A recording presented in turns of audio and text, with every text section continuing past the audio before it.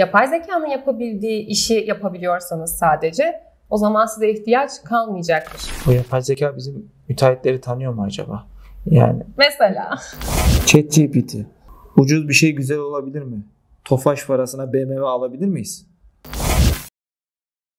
yapay zekalara gelen yeni güncellemelerden sonra insanların aklında bir sürü soru oluştu. Yapay zeka mimarlık, iç mimarlık mesleklerini bitirecek mi? Teknoloji nereye gidiyor? Biz bu teknolojinin neresindeyiz? Enine boyuna inceleyelim. Tabii bunu tartışabilmemiz için yapay zekanın temelinde yatan teknolojiyi ve mimari disiplinleri çok iyi kavramamız lazım. Yapay zeka çeşitlerine bakacak olursak ilk öncelikle reaktif yapay zekalar var. Bunlar mevcut duruma göre tepki veriyorlar, öğrenme gerçekleştiremiyorlar. 1997'deki Deep Blue satranç oyunu buna bir örnek olabilir. Sınırlı bellek yapay zekalar ise kısa süreli öğrenme sağlayan ve gelecek kararlarını etkileyebilen yapay zekalar. Buna da otonom araçları örnek verebiliriz. Şu an gündemde olan ChatGPT ve Gemini ise genel kullanım yapay zeka kategorisine giriyor. Prompt yazıp görsel ürettiğimiz yapay zekalar ise dar kullanım yapay zekalar kategorisine giriyor. Spesifik bir görevi var ve bu görevi de milyonlarca görseli tanıtarak öğretiyorlar. Yani arkadaşlar buradan da anlayacağımız üzere yapay zekayı öğretmemiz gerekiyor. Yani buradaki en önemli etken verisindeki datalar. Mimarlık ve iç mimarlık disiplini bağlam ve çevre, doku ve malzeme, biçim ve yapı bileşenleri gibi konuları ele alırken tasarım ve uygulama gibi birçok unsuru da içinde barındırır. Tasarımın tek doğrusu olmadığı gibi en önemli etkeni de insandır. Yani buradaki insan etkenini sadece müşteri olarak düşünemeyiz tabii ki. Şantiyedeki çalışan ustalar da bir insan etkenidir. Hem de rengarenk. Yani bin bir türlü. Ürünleri tedarik ettiğimiz firmalar da bir insan etkenidir. Lojistik, yani size bu ürünü getiren kişiler de ve kurumlar da bir insan etkenidir gibi örnekler çoğaltılabilir. Yani burada saydığım birçok etkeni ve sayamadığım birçok etkeni çözümlemesi gereken bir disiplindir, mimari disiplin. Yapay zeka bu işi sadece çizim odaklı düşünen arkadaşlar için tam bir felaket senaryosuydu. Yani mimari açıdan bakarsak şu an için yapay zeka görselleştirme yapıyor. Yani saydığım etkenler doğrultusunda yapay zekanın mimarlığı bitirecek bir durumu var gibi gözükmüyor. Bilgisayarlar çıkmadan önce de mimarlık vardı. İnsanlar elle çizim yapıyordu. Evet. Bilgisayarlar çıktığı zaman mimarlık bitti mi? Hayır. Dijitale geçtik, dijitalde çizimler yapmaya devam ettik. Daha önce 2 boyutlu ve belli perspektiflerden çizimler yaparken artık bu işi 3 boyuta da taşıdığımız yazılımlar ortaya çıktı. Bu bizim işimizi elimizden aldı mı? Yine hayır. Biz geliştik ve daha fazla para kazandık, daha fazla detay girdik. İnsanlara çizdiklerimizi daha iyi ifade ettik. Biz bunu daha da ileri bir seviyeye taşıdık. Artık sanal gerçeklikle tasarladığımız mekanlarda gezebiliyoruz. Bu da mesela 3 boyutu da bitirmedi. Yine mesela 3 boyutlu görselleri alıyoruz. Sıfırdan bir mekanı tasarlıyoruz. Ondan sonra müşterimizi gerçekten o mekanın içindeymiş gibi gezdirebiliyoruz. Yani yakında zaten bunların da videoları YouTube kanalımızda olacak. Bunu VR gibi takıp da kafanızı sağa sola çevirmek gibi düşünmeyin. Bir mekanı komple sıfırdan 100'e kadar gezebileceğiniz alanları düşünün arkadaşlar. Teknoloji şu an bu noktaya geldi. Peki bizi bitirdi mi? Hayır. Kendimizi daha da geliştirmemize sebep oldu. Peki bu yapay zekanın hiç mi iyi bir yanı yok? Tabii ki var, zaten sürekli kullanıyoruz. Evet, bizim de kullandığımız birçok yapay zeka örneği var. Birazdan bunu örnekleriyle zaten ekranda göreceksiniz.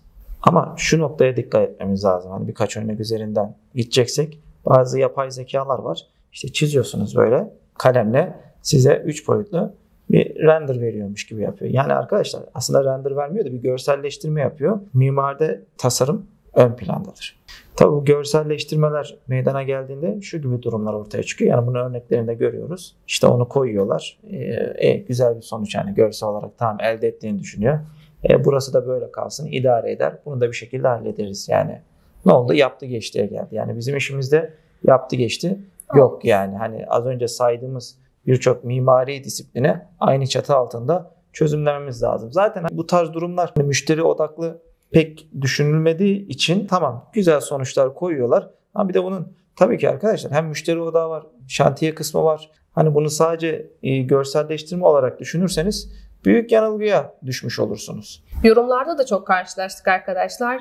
yapay zeka varken artık program öğrenmeye gerek yok, öğrenmeyin diyen arkadaşlara rastladık. Yani öğrenmeyin arkadaşlar, biz daha çok iş alalım, zengin olalım. Yani bizim için herhangi bir sorun yok. Yalnız böyle gelişmeyecek. Bir önceki videoda da ufak bir şekilde değinmiştik. Bu gelişim böyle olmayacak arkadaşlar. Yani bir anda pat diye her şeyi yapay zekanın yapabildiği bir kısma geçmeyeceğiz. Belli bir noktadan sonra nereye gelir? Tabii tahmin edilemez bir ölçüde korkunç detaylar var. Onu hepimiz biliyoruz. Ama kısa vadede biz bu durumu konuşmamız lazım. Şimdi bizi takip eden birçok öğrencimiz de var. Yeni mezun olan var. Hatta piyasadan da birçok kişi var. Ne mimari disiplinleri bir kenara atabilirsiniz arkadaşlar, ne de yani yapay zekaya güvenip programları öğrenmiyorum deyip karşıya geçemezsiniz. Yani buradaki amacımız size hani programları gidin öğrenin değil. Yani bu programlar bizim mesleğimizin bir gerçeği. Bizim birçok noktada işimizi kolaylaştırıyor. Hatta yani diğer tarzla uğraşan arkadaşlardan farklılaştığımız noktalarda da kazanç noktasında da çok önemli kazançlar elde edebiliyorsunuz. Piyasada bunun en zor olan dedikleri kısımları öğrenirseniz sizi daha da ileri taşıyacaktır. Hani arkadaşlar hali hazırda yapay zekanın yapabildiği işi yapabiliyorsanız sadece o zaman size ihtiyaç kalmayacaktır. Yapay zeka ile işinizi entegre ederek çalışmaya devam etmeniz gerekir. Şimdi bazı yapay zekalar da var. Bu yapay zekalara yönetmeliği yüklüyorsunuz. Daha sonrasında ona yönetmelik içerisinde bir soru sorduğunuzda size hemen cevap veriyor. Bu işinizi kolaylaştırıyor olabilir. Ama burada insan unsuru hiçbir şekilde yok. O yapay zeka bizim müteahhitleri tanıyor mu acaba?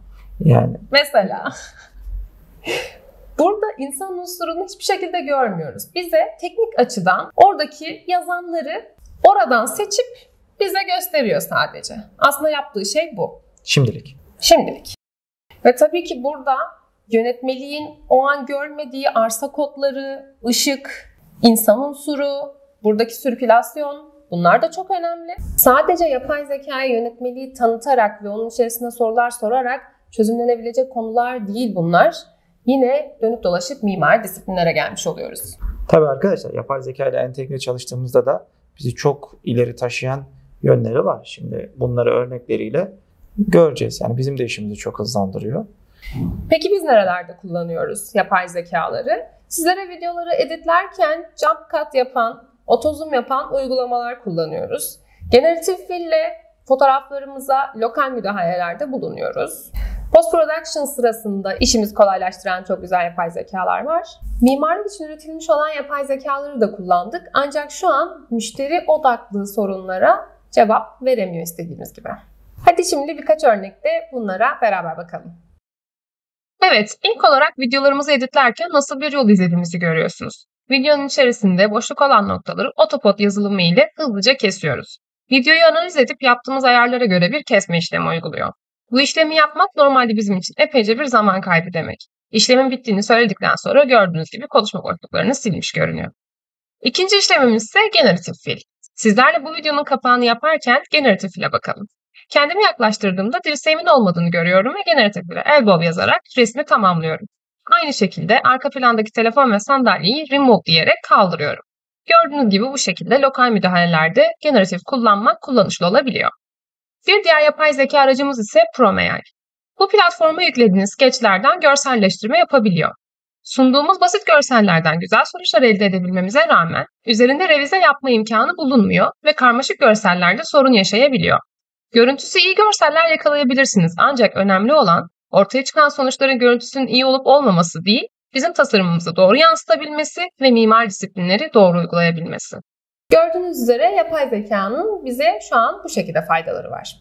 Peki, yapay zeka gelecekte gerçekten mesleğimizi bitirecek mi? Bunu şöyle yapalım. En iyisi olayın kahramanına bu soruyu soralım. Bakalım bize nasıl bir cevap veriyor. Bu soruyu ben sormak istiyorum şu. Bir tablet alabilir miyim? Tabii ki. ChatGPT yapay zeka mimarlığı bitirecek mi? Yapay zekanın mimarlık mesleğini tamamen bitirmesi pek olası değil. Ancak YZ'nin mimarlık üzerindeki etkisi büyük olacaktır. YZ, mimarlık süreçlerini daha verimli hale getirerek tasarım, analiz ve optimizasyon gibi konularda mimarlara yardımcı olabilir. YZ tabanlı yazılımlar, karmaşık yapı analizlerini hızla yapabilir, sürdürülebilir çözümler önerebilir ve çeşitli tasarım alternatifleri sunabilir. Yine de mimarlık sadece teknik bilgi ve analizden ibaret değildir.